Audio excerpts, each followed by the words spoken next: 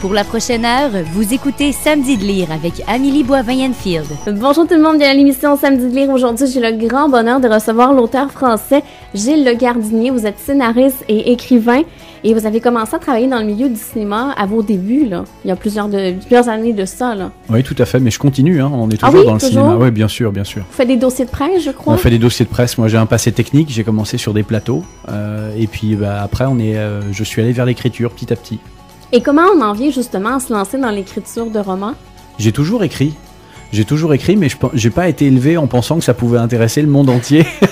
Donc en fait, j'ai d'abord écrit pour moi, et puis à force de travailler sur des films, j'ai travaillé sur un peu plus de 2000 films. Et à force de voir des mauvaises histoires racontées par des gens qui étaient prétentieux et pas souvent joyeux, je me suis dit, si jamais il y a un abruti de plus qui tente sa chance, ça devrait pas désintoxiquer l'univers. Alors j'ai essayé, et puis le reste, c'est la faute aux lectrices et aux lecteurs.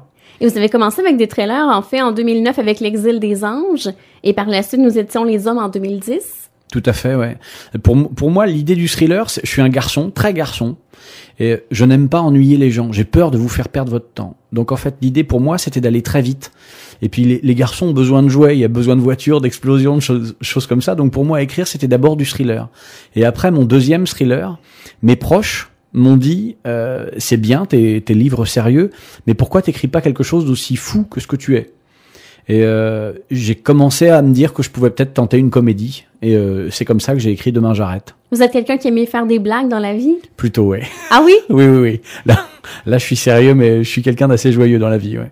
Et comment vous avez commencé à écrire de la comédie romantique? Est-ce que vous vous êtes inspiré de votre entourage? Parce que vous avez connu vraiment un très très bon succès avec Demain j'arrête, là, en 2011. Non, je m'inspire pas de la réalité.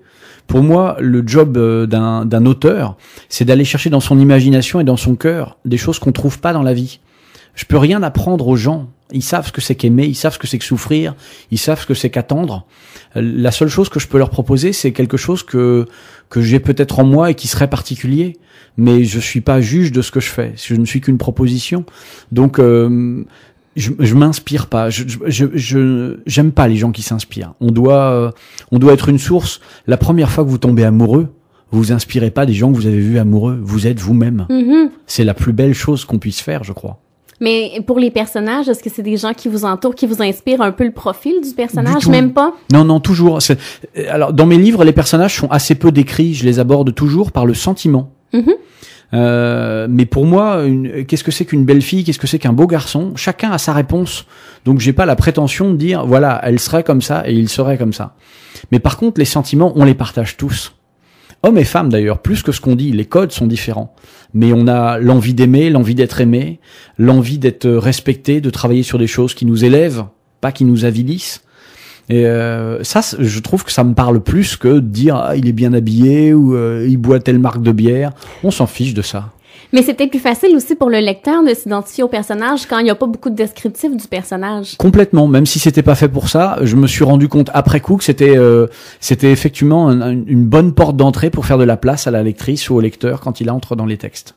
Et comment vous avez accueilli ça, le fait que ça soit vendu à un aussi grand nombre de lecteurs, vos ouvrages, là? Ça s'est passé très lentement, en fait, parce que le livre est sorti en 2011, en octobre, et en fait, très rapidement, les lecteurs il y a eu une espèce de bouche à oreille autour, mais ça a monté en pente douce. Et même encore aujourd'hui, on figure toujours, même avec Demain j'arrête, même avec le premier, on figure encore dans les meilleures ventes. C'est-à-dire qu'on reste très haut, parce qu'en fait, je suis un enfant du bouche à oreille. C'est des femmes qui l'ont lu, qui l'ont offert à leurs copines, des filles qui l'offrent à leur mère. C'est juste un rapport humain autour du livre qui échappe au circuit habituel des médias, de la reconnaissance officielle du métier français, de la littérature. Donc c'est quelque chose de beaucoup plus humain que ça, de plus chaleureux, de plus vivant. Vous êtes très près de vos lecteurs. La preuve, à la fin de vos ouvrages, vous vous adressez à nous quand on termine l'ouvrage. C'est important, c'est pour vous que je travaille. C'est pour les gens qui lisent. Je travaille pas pour le métier, je travaille pour des gens qui m'emmènent chez eux. Moi, j'adore être dans votre sac à main, j'adore être sur votre table de nuit, j'adore être dans votre salon. C'est ma place. Si les livres avaient pas existé, je serais conteur au coin du feu. Et vous allez souvent dans les librairies, dans les salons du livre, rencontrer vos lecteurs? Beaucoup. Je l'ai fait beaucoup. Dès les premières années, je l'ai toujours fait. J'aime bien rencontrer les gens. C'est quelque chose qui me plaît vraiment. Je trouve que c'est la vraie vie. Et j'ai vraiment commencé très très tôt et il y a eu de plus en plus de monde. Mais mes 11 premières dédicaces, je me souviens, ça me fait beaucoup rire aujourd'hui et ça me touche. Mes 11 premières dédicaces, j'ai vu personne. Ah oui? 11 dédicaces, 0. C'est troublant un peu pour un auteur au début, là. Non, vous êtes une proposition, il y a tellement de livres, vous avez votre vie, les gens, on a nos parents, on a nos enfants, on a nos conjoints, on a notre travail. On doit être une petite chose qui se glisse dans votre vie et qui vous apporte quelque chose que vous trouvez pas ailleurs. C'est ça le métier d'un auteur. Et vous avez vendu près de 4 millions de vos ouvrages environ? Je crois pas que j'en sois là. Alors peut-être avec l'étranger, oui, mais je sais qu'en France, on est à plus de 2 millions.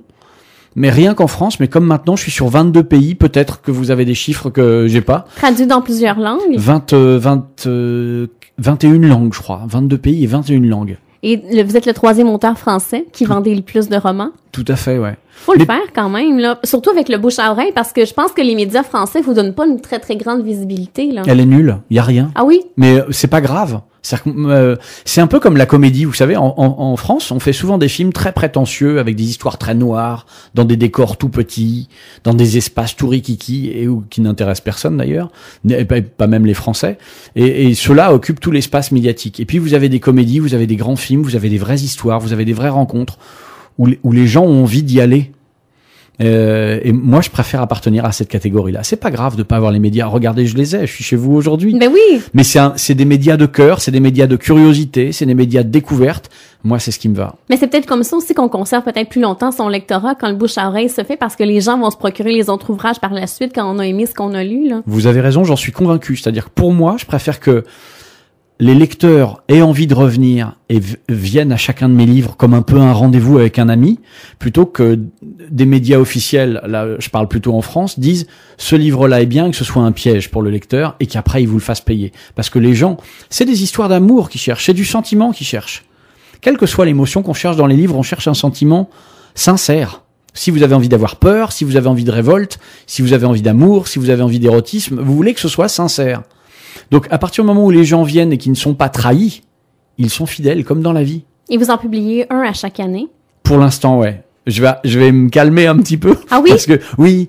Parce que j'ai d'autres projets, parce qu'il y a des choses que je veux faire dans ma vie avec les lectrices et les lecteurs, parce que j'ai envie de voyager, de venir vous voir plus souvent, d'aller voir d'autres publics, ceux qu'on oublie souvent, les personnes âgées dont on s'occupe pas, les gens en prison dont on s'occupe pas, les enfants qu'on dégoûte souvent de la lecture en leur faisant lire des livres qui sont pas encore adaptés à leur âge. Alors, je sais pas où ça en est au Québec, mais en France, on les oblige à lire des livres qui sont, moi j'y suis passé, hein.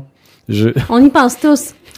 Parce qu'on nous fait lire des grands classiques des fois, puis comme vous dites, on n'est pas toujours adapté à cette lecture-là. On l'apprécie quand on est plus vieux, quand on a un peu plus de connaissances générales, là. La vraie question, c'est qu'est-ce que c'est qu'un grand classique?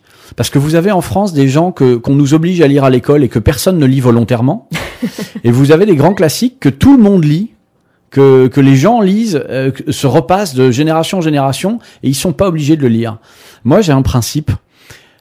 Aujourd'hui, on n'a pas besoin de faire de publicité en France pour manger du pain. Quand vous avez une bonne boulangerie, que le pain est bon, vous y allez. C'est les trucs dont vous n'avez pas besoin qu'on vous oblige à prendre. Mais les gens ont un élan naturel. Les choses que vous aimez, les choses qui vous font du bien, vous y allez naturellement. Les gens que vous aimez, vous n'avez pas besoin de vous forcer pour aller les voir. Vous allez les voir. Je crois beaucoup à ça. Quand on commence à obliger les gens, surtout dans le domaine de l'affectif, et c'est le cas de la littérature, faut se méfier. On sert des intérêts, on sert plus du plaisir. J'aimerais ça qu'on parle de vos couvertures, de vos romans, avec toujours un chat, un chaton sur la couverture. Est-ce que c'est votre idée, à vous? Alors, ça a commencé avec Demain j'arrête. Mon éditeur m'avait proposé des photos de très jolies jeunes femmes, puisque l'histoire parle d'une jeune femme, Julie, et il voulait mettre une très jolie jeune fille sur la couverture. Et pour moi, c'était une erreur. Parce qu'il fallait laisser à chacun, c'est une des forces du livre, il fallait laisser à chacun la place d'imaginer ça, Julie.